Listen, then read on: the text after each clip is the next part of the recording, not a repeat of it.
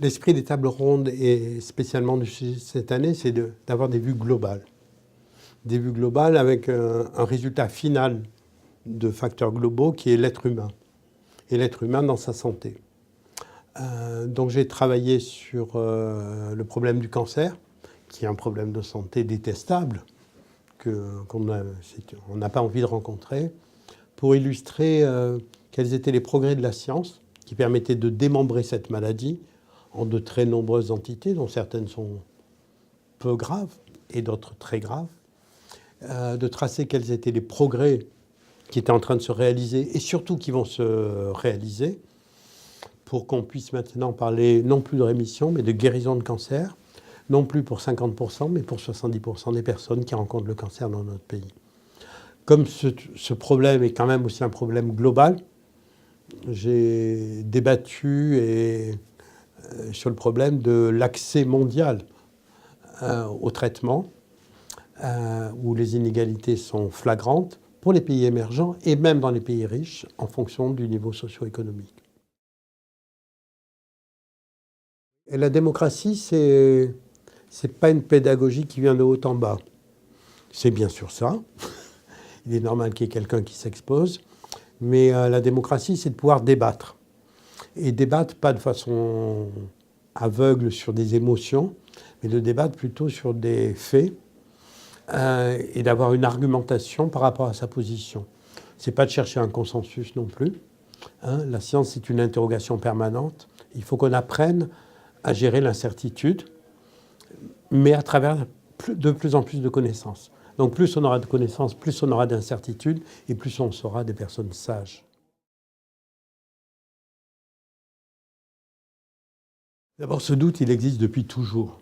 Et il est lié à une asymétrie de partage des connaissances. Ça existait au Moyen-Âge, où il y avait les savants, il y avait ceux qui savaient lire, pas les autres. Et donc, soit on avait confiance, soit plutôt on était opprimé. Et donc, le partage des savoirs, c'est aussi important que la production des savoirs. Et l'humilité, quand on a le savoir, de le partager, c'est quand même élémentaire. Et spécialement, lorsqu'on est financé par des fonds publics, c'est juste un devoir. Je pense que plus on creusera cette approche, plus on rendra la science accessible à un grand nombre, moins il y aura de défiance. Premier point. Second point, la médiation, ça se fait aussi avec des gens qui croient, qui donnent envie, qui donnent du désir. Et quand on écoute Coppens, on devient intéressé à la paléontologie, alors que c'est profondément ennuyeux. Mais avec lui, ça devient passionnant. Donc il faut aussi faire l'effort de donner le goût à la science. Et puis la science, c'est bien, ça ne veut rien dire. Donc toutes les disciplines scientifiques pourraient être intéressantes. La science, c'est... Heidegger disait, c'est soumettre la nature à la question. Or, l'objet de la médecine, c'est de s'occuper de l'être humain. Donc, voilà, pas question qu'on joue avec ça. On se sert de la science pour améliorer la situation d'un être humain, en diagnostiquant sa maladie.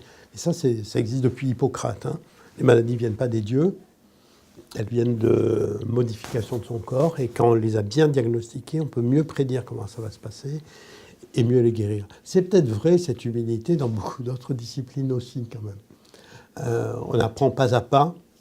Moi, ce que j'aime bien autour du débat entre science et société, c'est la beauté de la découverte qui remet en question et les nouvelles incertitudes. Mais tout ça, c'est une logique de progrès par rapport à tous les négativistes. Dans ma conférence, la première diapositive, c'est l'évolution de l'espérance de vie en France. Dites-vous que jusqu'au début du XVIIIe siècle, l'espérance de vie moyenne était à l'âge de 40 ans. Au début du XXe siècle, c'était 50 ans. Et nous abordons le XXIe siècle avec une espérance de vie qui a 80 ans. Ça, c'est bien. Donc, c'était pas mieux avant, c'était nettement pire. Bien sûr, la science se doit d'être transparente et d'être ouverte. D'ailleurs, beaucoup de grandes communautés scientifiques se font dans le cadre de consortiums. Et vous savez qu'Internet a été inventé par des scientifiques pour partager des données de physique. Parce qu'ils n'allaient pas s'envoyer des lettres, puis ils voulaient tous être en réseau en même temps. Et c'est eux qui ont inventé HTML. Et c'était tellement beau qu'ils ne l'ont pas breveté. Bon, les temps ont changé. Donc la science, plus que la science, la connaissance, alors on risque d'être noyé sous les informations. Mais c'est un discours qu'on a entendu quand les journaux ont été vulgarisés, quand il y a eu la télé, plusieurs chaînes de radio. C'est aussi la liberté, hein. Et la liberté, c'est la liberté de trier. J'ai un avis partagé, comme vous le voyez à mon hésitation. Il va de soi que la participation des citoyens à leur vie et à leur environnement s'impose. Et c'est vrai en France comme aux États-Unis. Par contre, imaginez qu'il y a une belle science et une mauvaise science, et que la science des citoyens est la science juste. Par exemple, quand on interroge sur les citoyens sur ce qui... Est-ce que vous pensez que... Je vais vous donner un exemple. Une belle enquête qu'on a faite dans l'Institut national du cancer sur, à votre avis, à quoi sont dus les risques de cancer. Tabac, pollution, etc. Il y a 30% des gens qui mettent que la pollution, c'est le principal facteur de risque supérieur au tabac.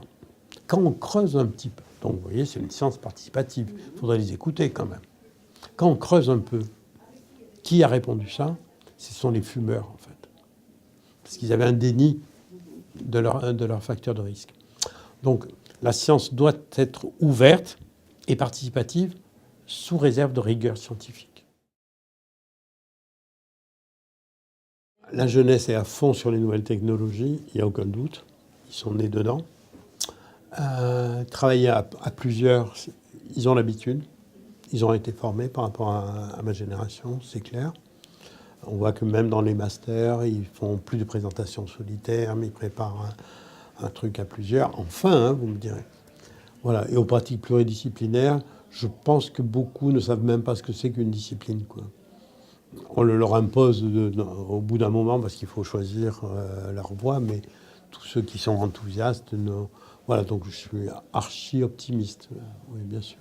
Et en même temps, excusez-moi, sur la générosité et les valeurs humaines, elle est strictement identique, si ce n'est meilleure. Ils n'avalent pas n'importe quelle connerie. Voilà. Éventuellement, ils ne vont pas voter si c'est des ânes qui leur présentent un programme. Par contre, s'il faut aider quelqu'un qui est dans la difficulté, ils savent se mobiliser. Ils n'ont plus trop confiance dans le système. C'est peut-être la seule différence, mais à titre individuel, la générosité. Peut-être intégrer de la performance artistique. Parce que pour l'incertitude ou pour le rêve, c'est pas mal. Voilà. Et sur la rencontre science, société, incertitude, l'art peut apporter quelque chose. Pas un intégral, hein. Ça c'est fait déjà. Hein. Bon. Marc Jansolin, l'année dernière, avait parlé du langage de la peinture abstraite, je crois. Mais quand même, bon, peut-être c'est... Parce que c'est pas une discipline, justement. Donc, tout ça pour dire qu'il ne faut pas sous-estimer l'importance des émotions. Daniel Nahon est un homme extraordinaire. Ce qu'il a fait dans toute sa carrière, ce qu'il a fait à travers ces tables rondes, c'est riche et c'est fort. Hein. Voilà, il faut qu'il continue et on sera nombreux à ses côtés.